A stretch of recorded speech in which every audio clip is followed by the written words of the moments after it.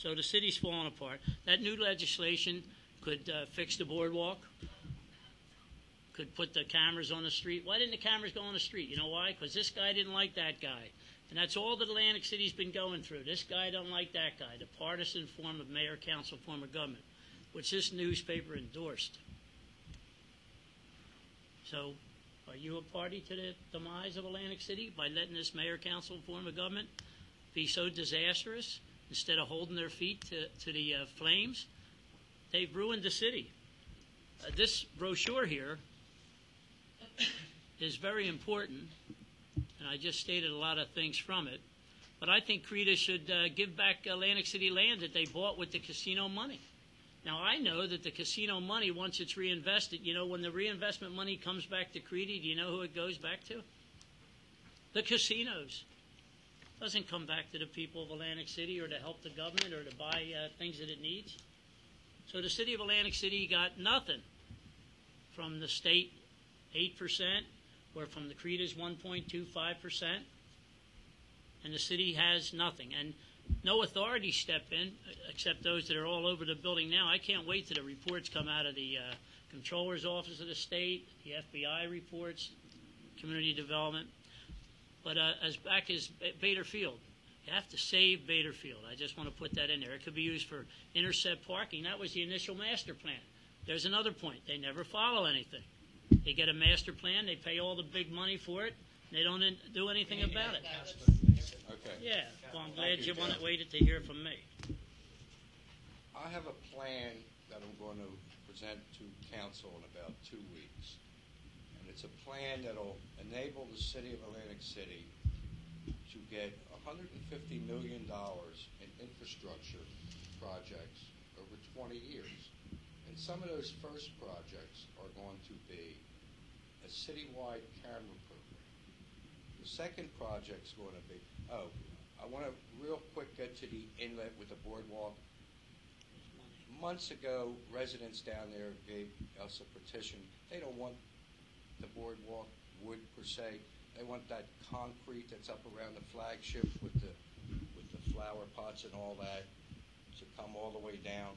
So part of this infrastructure is to continue that walkway with the decorative plant material all the way into Gardner's Basin. That's the first year of these monies that are available. It's called a Tax Incentive Finance District. We're going to name the Rebel project part of that district. The Rebel will be enabled to bond $400 million, which they have a shortfall on, to complete their project through a state bonding initiative.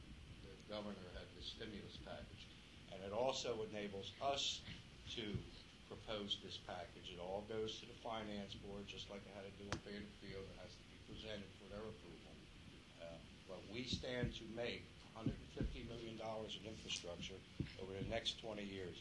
We can get everything we need done, I believe, with that money. We have Arctic Avenue and Baltic Avenue from N to M resurfaced. We have that on the schedule. I have the list in the car, which I told Mike a month ago I would give him, but it's just coming out recently. Well, I've heard about this plan. Yeah, it's Senate Bill 2299. Right, nobody's actually discussed it on record. I know the administration is also doing work on that project. I don't know what they're doing. Okay, but from my understanding, it's for improvements around the Rebel site. It's for improvements in that district. I already brought this to the attention of attorneys. So you're saying that a citywide camera program benefits their project. Streets benefits their project. Streets around the site. Streets, Or gateway streets too. their proposal was from the walk down to their site. Mine extended it even more. Somebody coming off of Albany Avenue could go to the Rebel Casino, not just strictly Connecticut Avenue. That's just one entrance. It's all perfectly legal. It went through the proper legal authorities, and it's all mapped out where the money's going. And it's a great opportunity for us if we can get this, because we're already in debt with bonds. 160 million we're in debt. That's why Bader Field, if we paid off the bonds, we'd have no more debt. You don't show off your We assets. need to reduce our debt. That's how this is all going to work. We got to reduce our debt. How'd And they we got to get in all figure that out ways. I'm still here, Joe. I'm We sorry. got to figure out ways to get things accomplished, which isn't a burden on the taxpayers per se. This plan is a perfect plan. Does anybody else want to ask anything? I did want to ask Councilman a question about, just a quick question about your party affiliation, because you used to be a Republican, you ran for mayor as a Republican. When the tides turned in Atlantic City, you became a Democrat. That's not true. No? No. Well, let me finish the question. Okay.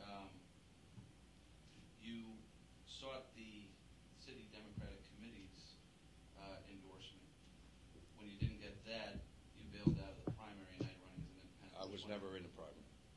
But, We had this why are you conversation. seeking the Let me go back to endorsement the of city? Republican switching to a Democrat.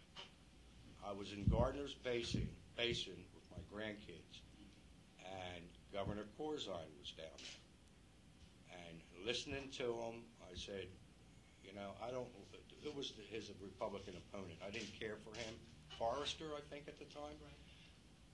So I introduced myself, and I talked to a couple of those people, and actually, I changed my party card on his back with the pen and gave him the card, and he registered the card for me.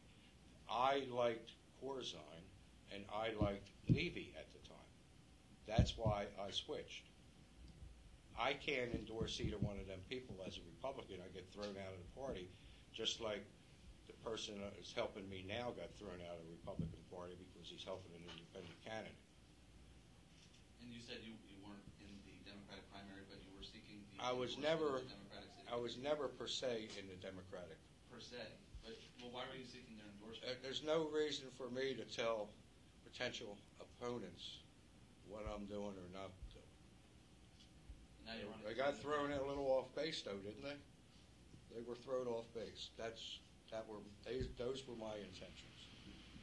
You got all that You free threw me off. publicity while you were doing it. Good Exactly. move. Exactly. Well, I'm going to get in that battle after law enforcement telling me what was going on. No, thank you. With regards to the incidents of the police dogs, there were, I think, 9 complaints out of 169 arrests.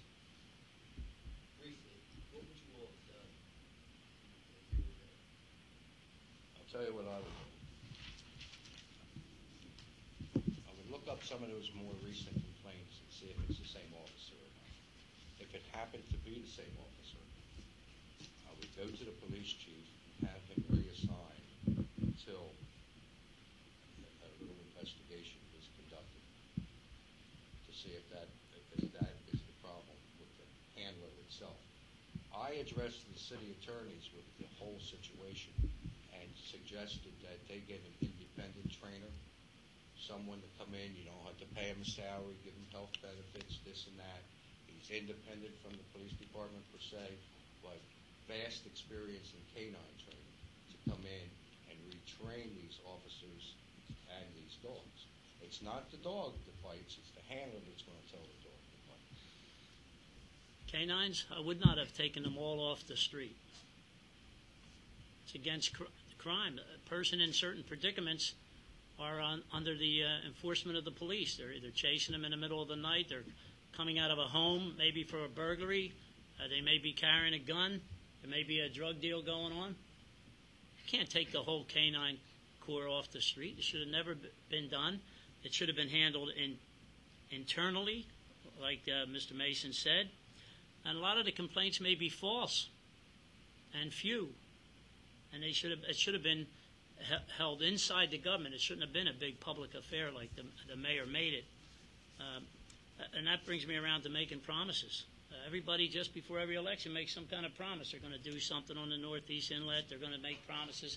What they're going to do at Bader Field, they're going to make promises. I don't make any promises, but they always make their promises before the election. Nothing ever happens after the election.